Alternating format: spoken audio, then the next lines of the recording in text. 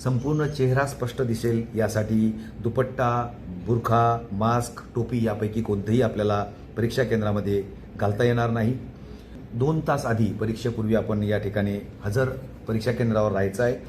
विद्यार्थ्यांनी येताना Aadhaar card, driving licence, PAN card, मतदान कार्ड यांची ओरिजिनल प्रत आपण सोबत आपल्या पडताळणीसाठी, ओळखीसाठी आपण सोबत आणायची आहे. नमस्कार, मी डॉक्टर नंदकुमार बेडसे, अध्यक्ष महाराष्ट्र राज्य परीक्षा परिषद पुणे. आपली राज्यभरात शिक्षक पात्रता परीक्षा दिनांक 28 जून 2026 रोजी आपण आयोजित केलेली आहे.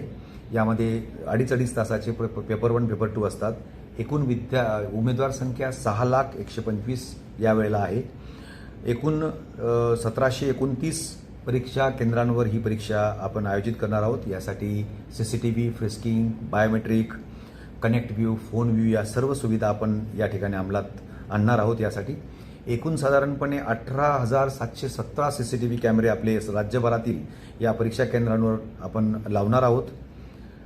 सर्व सुविधा आपण यामध्ये घेतलेल्या आहेत. त्यामध्ये साधारणपणे विद्यार्थ्यांना आव्हान राहील आमचं की आपण 2 तास आधी परीक्षेपूर्वी आपण या ठिकाणी हजर परीक्षा केंद्रावर राहायचं आहे. आमचे ॲडमिट कार्ड्स पण इश्यू झालेले आहेत. ॲडमिट कार्ड्स पाहून आपण त्या हिशोबाने आपलं नियोजन करणं गरजेचं आहे. CCTV कॅमेरा AI सह, आर्टिफिशियल इंटेलिजन्ससह आम्ही या ठिकाणी यावेळेला लावलेले आहेत. कनेक्ट व्ह्यूमध्ये इंटरनेट फोनसुद्धा आम्ही सर्व आमच्या केंद्र संचालकांना आम्ही उपलब्ध करून देणार आहोत. त्यामध्ये विद्यार्थ्यांनी येताना Aadhaar card, driving licence, PAN card, मतदान कार्ड यांची ओरिजिनल प्रत आपण सोबत आपल्या पडताळणीसाठी, ओळखीसाठी आपण सोबत आणायची आहे. परीक्षा केंद्रामध्ये mobile, electronic device, pager, digital घड्याळ, डिजिटल पेन इत्यादी आणण्यास सक्त मनाई यामध्ये आहे.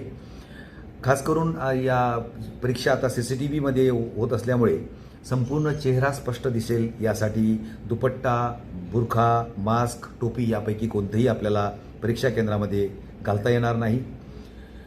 गैरप्रकारांना आळा घालण्यासाठी आपण OMRच्या 2 प्रती देत असतो. त्यापैकी एक प्रत स्वतः उमेदवाराची असते आणि दुसरी प्रत परीक्षा परिषदेची असते.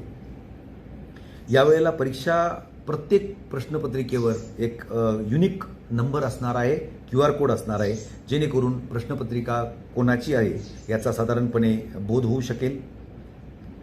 त्याचबरोबर प्रत्येक उत्तरपत्रिकेमध्ये OMRमध्ये राईट हँड साईडला किती प्रश्न आपण सोडवले याचे आकडेवारी देखील संबंधित उमेदवारांनी भरायची आहे. व्हिडिओ रेकॉर्डिंग, CCTV रेकॉर्डिंग संपूर्णपणे आपण यामध्ये अंमलात आणणार आहोत. दिव्यांग उमेदवारांसाठी एक विशेष आव्हान आमच्याकडून आम्ही करत आहोत. त्यामध्ये लेखनिक ज्या ठिकाणी आपण वापरणार आहात त्या ठिकाणी लेखनिक आणि दिव्यांग उमेदवार यांनी एक फॉर्म भरायचा आहे, हमीपत्र द्यायचं आहे शिक्षणाधिकारी यांच्यासमोर. लेखनिक हा 12वी मध्ये शिकत असलेला अनिवार्य पाहिजे. त्याचबरोबर त्याचं 28 जून 2026 रोजी 19 वर्षाच्या वर त्याचं वय नको आणि कुटुंबातील व्यक्ती ही लेखनिक म्हणून चालणार नाही. असे काही मुद्दे आपल्याला उमेदवारांना, दिव्यांग उमेदवारांना लक्षात घ्यायचे आहे. दिव्यांग उमेदवारांना जी वेळ आहे ती वेळ आपल्याला नियमितपणे 1 तासाला 20 मिनिटं याप्रमाणे आपल्याला प्रत्येक परीक्षा केंद्रावर आम्ही उपलब्ध करून देणार आहोत. एकूण 6,01,25 अर्ज आपल्याला या ठिकाणी प्राप्त झालेले आहेत. त्यापैकी आताचे इन सर्व्हिस शिक्षकांची संख्या आहे 2,26,000 आणि त्यांचे अर्ज आहेत 3,46,000 अर्ज आहेत. विविध 9 माध्यमातील वेगवेगळे विद्यार्थी त्यामध्ये आहेत. साधारणपणे 1,07,000 मराठीमध्ये आहेत, इंग्लिशमध्ये 6,000 आहेत. अशा प्रकारे सर्व 9 माध्यमांमध्ये आम्ही ही परीक्षा घेत आहोत. प्रवेशपत्र आपण वेळेवर डाउनलोड करून घ्यावे. कुठल्याही प्रकारच्या अफवांवर आपण विश्वास न ठेवता, काही अडचण असेल तर आमच्या MSc पुणेच्या वेबसाईटला, त्याच्या मेलवर आपण आम्हाला वेळोवेळी भेट देऊ शकता आणि काही अडचण असल्यास आम्हाला संपर्क करावा.